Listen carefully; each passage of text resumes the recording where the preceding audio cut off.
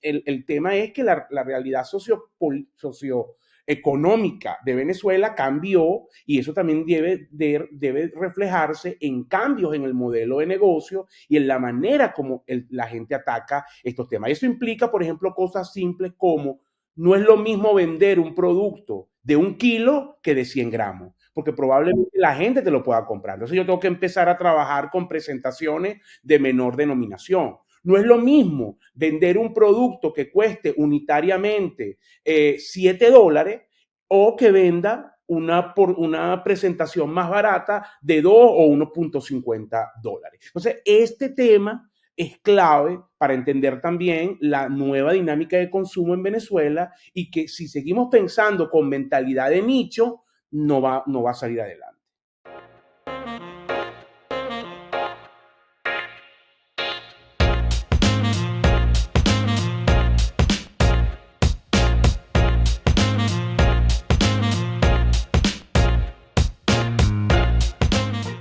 Buenas, buenas, queridos amigos. Bienvenidos a un nuevo capítulo de Tertulia y Dinero, un podcast en donde 3 profesionales apasionados por el mundo de los negocios conversan de manera casual acerca de temas de finanzas, economía e inversión.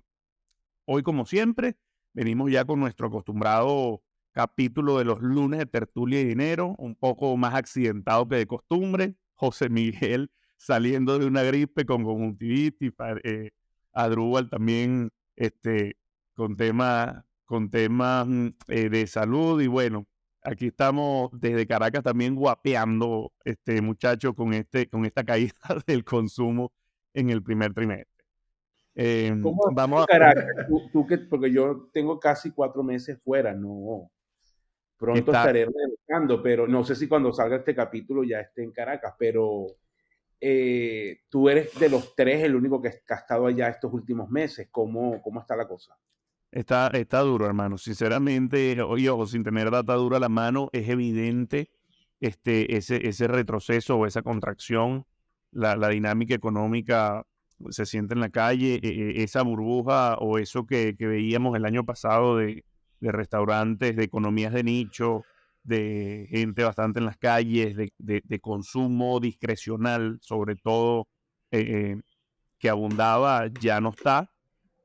Sabemos que el primer trimestre es naturalmente lento. Más allá de los datos, Jesús, pero ¿cómo lo ves digamos, en tu dinámica, ¿no? Tú vas a los restaurantes, claro, es ¿Cuál es como tu de feeling, tu feeling, ¿no? De datos, sensación? bueno, Sí, hay, sí, sí.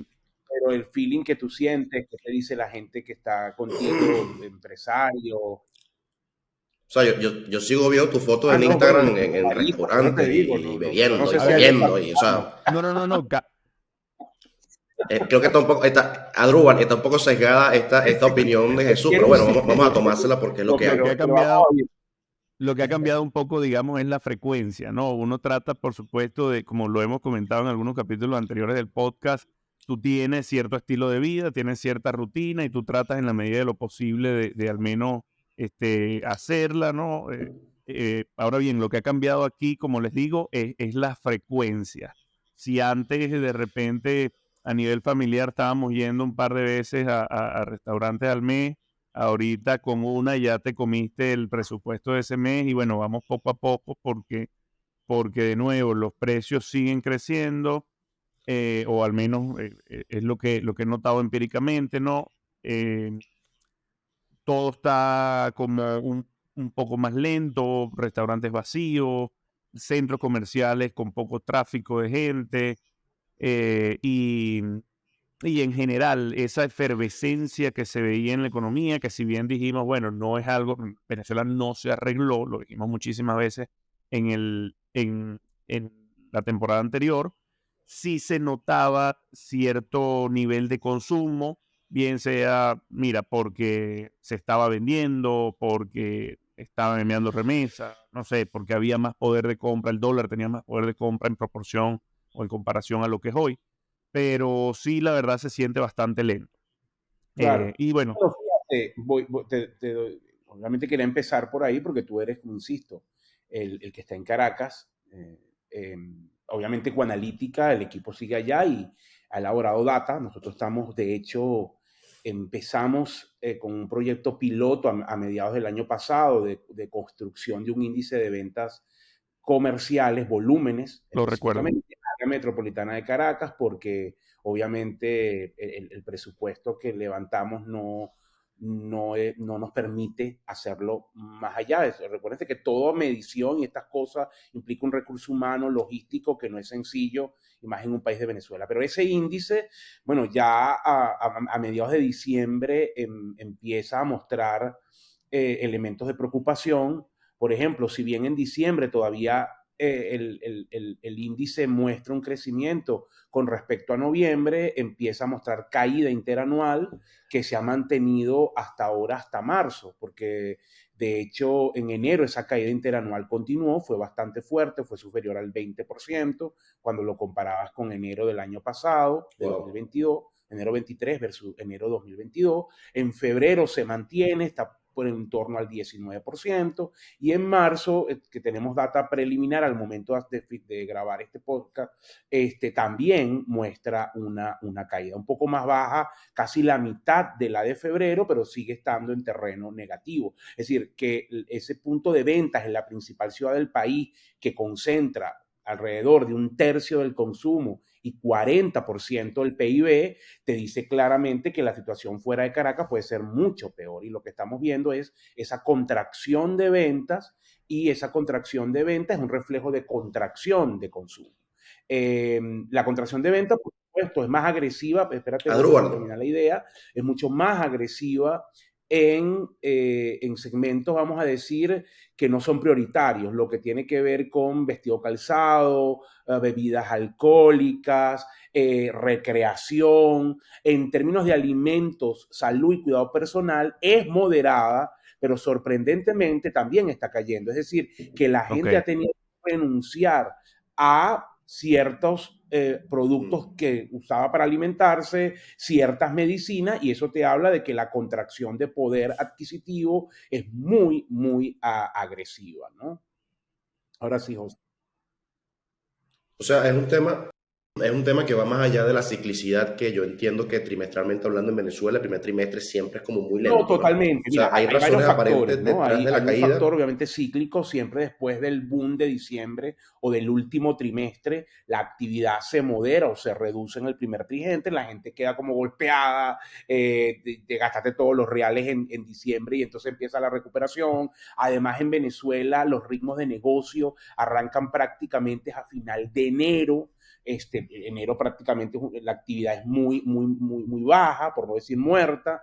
Aquí hay un factor adicional que tienes que considerar, es que también recuerda de que cuando estabas en el primer trimestre 22, te estabas comparando con el primer trimestre 21, claro. fue tema pandemia, temas de restricción para movilizarse, todo el tema de las famosas semanas en que trabajabas y no trabajabas. Entonces, por supuesto, los números, el 7 más 7, los números del primer trimestre de 2022 fueron muy altos porque lo estabas comparando con 2021, que el nivel de actividad fue mínimo. Esos son factores que están ahí, ¿no? Una vez que tú descuentas el efecto pandemia, también influye, pero no puede negarse que los niveles de caída son muy importantes y que por lo tanto ahí están jugando otros factores más de corto plazo de la hora. A mi juicio, el factor más relevante que está impactando allí es poder adquisitivo. Los niveles de inflación son muy altos. Recuérdate que la inflación interanual en bolívares pasó de 150 interanual a niveles de casi 500 interanual, y los sueldos y ingresos no subieron en la misma proporción.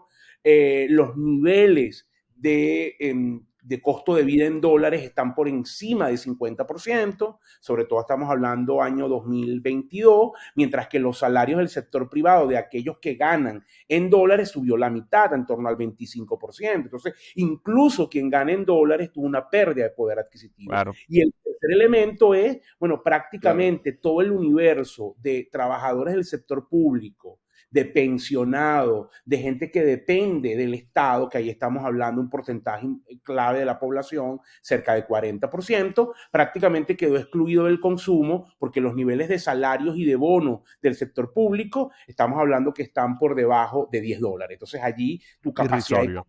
es muy limitada. Entonces, esos elementos explican, bueno, la fuerte contracción de consumo y la consiguiente caída en venta, que además se agrava, el factor es mucho más grave porque los empresarios tenían muchas expectativas de que iba a ser muy positivo 2023, también un poco para protegerse en términos de problemas logísticos, de temas de impuestos. Hay una acumulación importante de inventario. Eso te pone problemas también en términos de flujo de caja. Entonces, las ventas se resienten, la capacidad de que el inventario salga va mucho más lenta. En un entorno donde no hay crédito, complica todo el panorama. Entonces, sí, estás en un contexto de desaceleración. Te lo resumo, nosotros construimos un índice de actividad, es decir, es nuestro estimador del PIB, lo hacemos mensualmente, agarramos un conjunto de datos que tienen incidencia en el PIB de Venezuela, recaudación de impuestos, ventas comerciales, actividad de la industria, por ejemplo, los datos que publican con industria, el movimiento de la liquidez y de la base monetaria, elementos ligados a exportaciones e importaciones. Entonces tú con todos esos datos construyes un índice que te ayuda a proyectar el PIB. No necesariamente está 100% correlacionado, pero hay una altísima correlación y lo que te está diciendo ese indicador al cierre del primer trimestre es que en este primer trimestre probablemente la caída del PIB comparado con el primer trimestre de 2022 esté en torno al 6%. Este es un dato, bueno, es una primicia que ni siquiera lo hemos publicado en Ecoanalítica, pero estoy seguro que va a salir primero el informe que el podcast y por eso lo puedo decir. Pero efectivamente estamos viendo contracción del PIB. No, interesantísimo porque además se desmonta, ¿no? Y aquí quisiera las opiniones de ambos. Se desmonta esa creencia que la verdad desconozco por qué se generó durante el 2022 de que, bueno, al ser una economía de nicho, al buscar venderle a quien tiene poder adquisitivo o a ese poco porcentaje, bien sea que es enchufado o bien sea que sencillamente, bueno, tiene poder adquisitivo, tiene ingresos en el exterior o tiene ahorros, puede consumir. No necesariamente, o sea, en el momento en el que la dinámica cambia, en el momento en el que las condiciones se están viendo afectadas seriamente en comparación a lo que fue en el 2021, se nota que esa creencia de ser una economía de nichos no es del todo cierta, ¿no? No, no es que no sea cierta, Jesús, sino que es un error. O sea, tú no puedes sostener el consumo masivo, porque es importante aquí hacer una distinción rapidito. Una cosa es una dinámica de un nicho de lujo, por ejemplo, porque es claro que si tú vendes carteras Louis Vuitton, no la va a comprar todo el mundo. Si tú Sí, vendes obviamente. algún tipo de producto, zapatos Salvatore Ferragamo, eso no lo va a comprar todo el mundo. Estamos hablando de zapatos que te pueden costar o cosas que te cuestan por encima de $400. En el caso de un zapato y en el caso de una cartera, más de $1,000. Por supuesto que eso tiene una definición clara de lo que es un nicho, de cómo lo atajo, si tengo un restaurante de lujo o una posada exclusiva, eso es otra cosa. Pero si yo estoy en consumo masivo, y fíjate el adjetivo masivo, significa que es accesible a las mayorías, no puedo pensar que solamente el 10-15% de la población va a sostener mi negocio. Los números no te van a dar, porque justamente la razón de ser de ese modelo de negocio es que mientras más gente compre, más tus costos unitarios se reducen, Claro. la rentabilidad es mayor. Si cada vez menos gente compra, entonces el modelo colapsa. Entonces, eso es bien importante. Y yo creo que en Venezuela, y claro, no, me salgo un poco del tema, pero sí me gustaría no dejar de mencionarlo, que en Venezuela las empresas tienen que empezar a pensar que es un país pobre, es pobre, no duela, pero es pobre, y por lo tanto yo tengo que empezar a trabajar en cómo le vendo a gente pobre. Es así. Duele, pero es así. Que Es eso va una un realidad. poco, Entonces, y ese eso último comentario, es un capítulo, pero efectivamente el tema es que la realidad económica de Venezuela cambió y eso también debe reflejarse en cambios en el modelo de negocio y en la manera como la gente ataca estos temas. Eso implica, por ejemplo, cosas simples como no es lo mismo vender un producto de 1 kilo que de 100 gramos, porque Claro. probablemente la gente te lo pueda comprar. Entonces yo tengo que empezar a trabajar con presentaciones de menor denominación. No es lo mismo vender un producto que cueste unitariamente $7 o que venda una presentación más barata de 2 o $1.50. Entonces, este tema es clave para entender también la nueva dinámica de consumo en Venezuela y que si seguimos pensando con mentalidad de nicho, no va a salir adelante. 100%, 100%. José Miguel, algo que comentar o que agregar acá. No, yo estoy de acuerdo con Asdrúbal. Esto ya lo conversaba con un amigo constructor en Venezuela, que tiene como 10 años que no construye en Venezuela, sino aquí en Estados Unidos. Y él me decía que el problema en Venezuela es que todo el mundo está peleando por el dólar de lujo. Y comparativamente hablando, ese dólar de lujo, cuando todo el mundo ataca ese 5 o 10%, Claro, es muy difícil está saturado. diferenciarte como empresa en tu propuesta de valor para, claro, para hacerte sostenible como negocio. No vamos a hablar ni siquiera de tener rentabilidad, entendiendo la situación que estamos viendo ahorita con la desaceleración del consumo. Y esto yo lo he conversado con Asdrúbal muchísimo, él lo ha dicho en reiteradas ocasiones en programas de Finbi. La gente tiene que empezar a pensar en propuestas de valor enfocadas a ese 90%, vamos a decir incluso a ese 60, 70% que están en Claro, precaria es que, por situación porque sigue ejemplo, yo te lo demandando voy a producto y poner de esta servicio. forma. Te voy a dar 3 ejemplos de oportunidades que no, en mi juicio no han sido exploradas. Tema seguros populares. Es decir, aquí hay una cantidad de gente que no necesariamente gana $1,000 mensuales, pero a lo mejor puede estar ganando entre 300 y $1,000, que le preocupa su familia. O sea, que tenga acceso a salud de calidad. Entonces, bueno, puede a lo mejor estaría pensando considerar una póliza de seguro, pero a lo mejor la oferta actual tiene unos precios de las pólizas, las primas, que no son accesibles para ellos, aunque puede considerar el producto. Ahí hay un nicho de mercado que a mi juicio no se ha trabajado, los seguros populares. Tú tienes un segundo nicho, por ejemplo, ¿por qué todo el mundo se enfoca en las ciudades en montar restaurantes y cosas solo en la zona donde están los pudientes, que en el caso de Caracas se dice el este?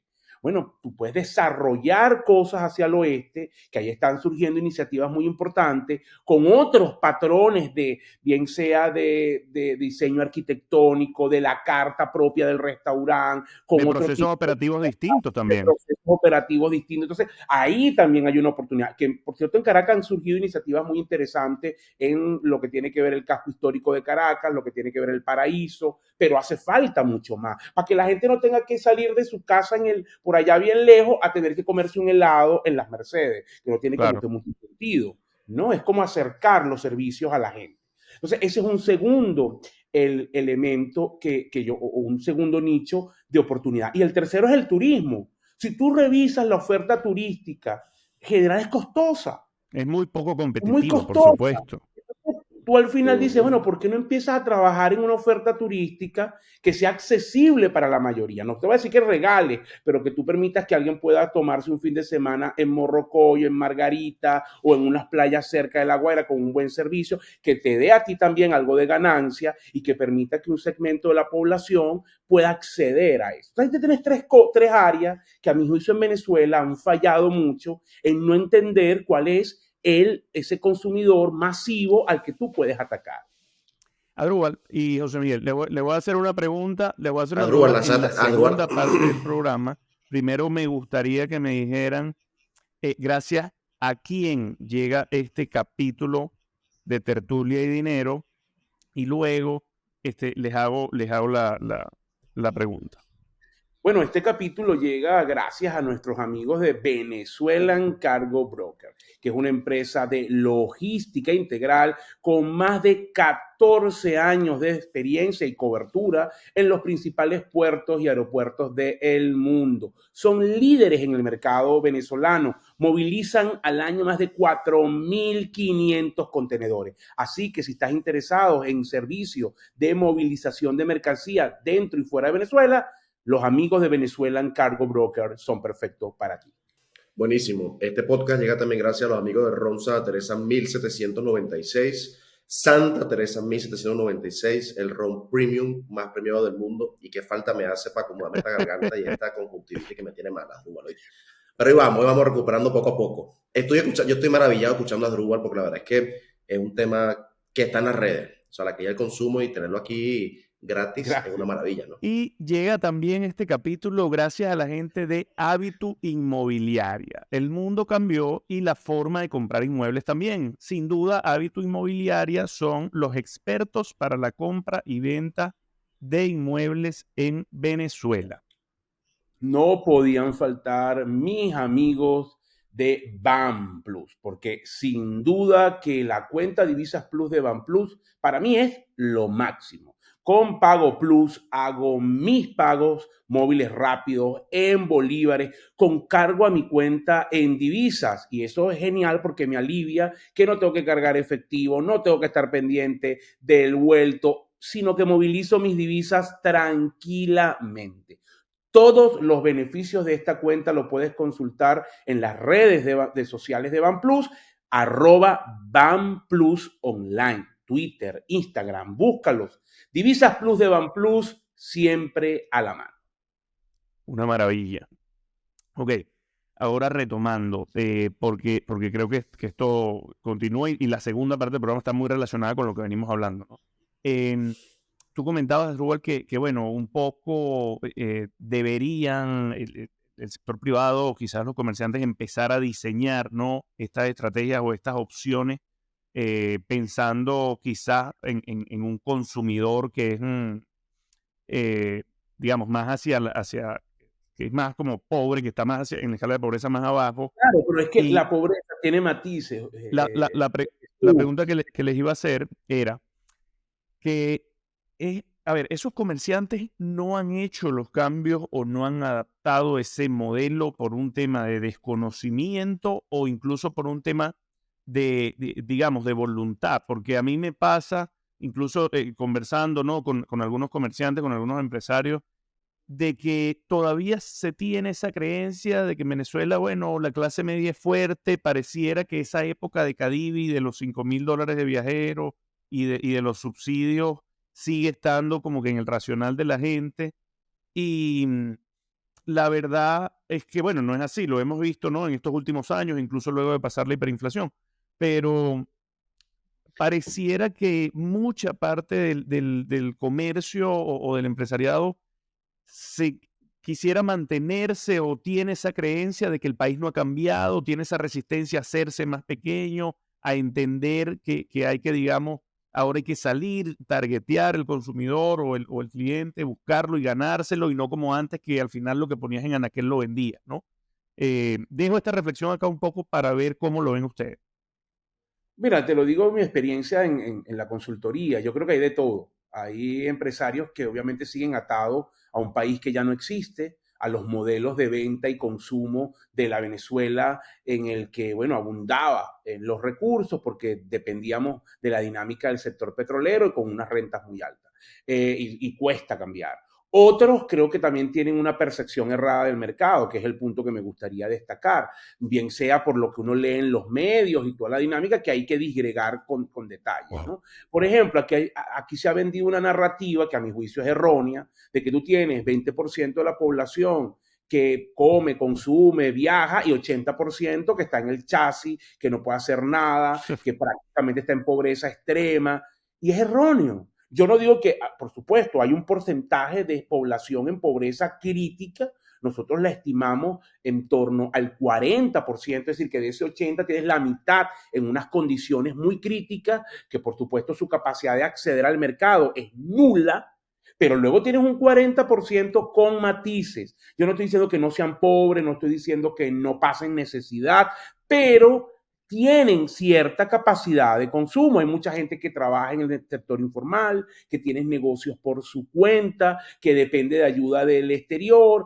Hay diferentes dinámicas, incluso que depende de dinámicas ligadas a economías ilícitas, porque eso también cuenta, y que generan capacidad de consumo. Si yo no entiendo bien quién es mi cliente objetivo, a quién le vendo, cómo compra, entonces puedo tener una visión errada y puedo dejar pasando oportunidades. Ese es un tema clave y yo creo que es un tema que las empresas tienen que profundizar en este momento, en la comprensión del consumidor objetivo.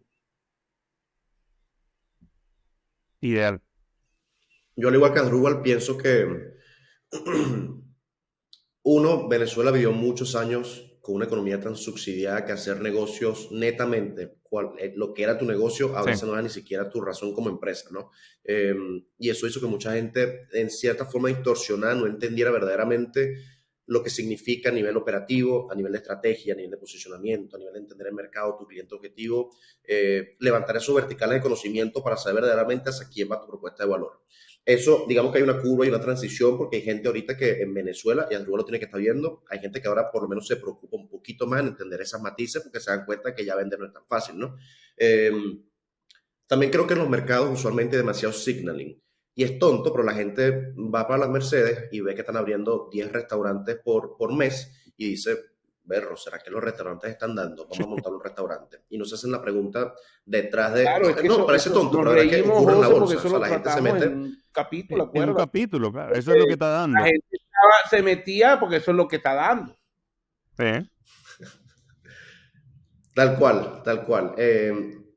Y parece tonto, pero es verdad, ¿no? Y creo que, ojo, yo siento que capaz las lecciones de este año va a ser que mucha gente ya, digamos, la gente honesta que está intentando hacer negocio en Venezuela se va a empezar a preguntar por lo menos 2 o 3 veces antes de abrir un negocio, porque ya realizar una inversión con tanto desconocimiento e incertidumbre como siempre hay a la hora de lanzar un negocio, te hace replantearte preguntas a nivel de cuál es mi ventaja competitiva, a quién le vendo, cómo me posiciono, ¿Y cuál es mi horizonte temporal? Que en Venezuela tiende a ser muy corto. O sea, efectivamente.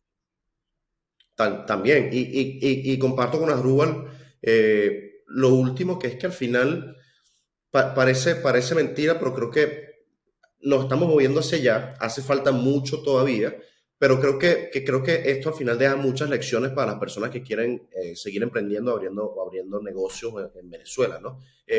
Yo creo que hay que atacar, evidentemente, dependiendo, como decía Drupal, o sea, si vas a vender un producto extremadamente de lujo, bueno, digamos que es intangible, también va amarrado con gente de ese 5 o 10% que te lo puede pagar. Pero creo que hay demasiada gente desatendida del otro lado de la curva, que es donde verdaderamente creo que los empresarios venezolanos o los futuros emprendedores y empresarios venezolanos deberían empezar a enfocarse.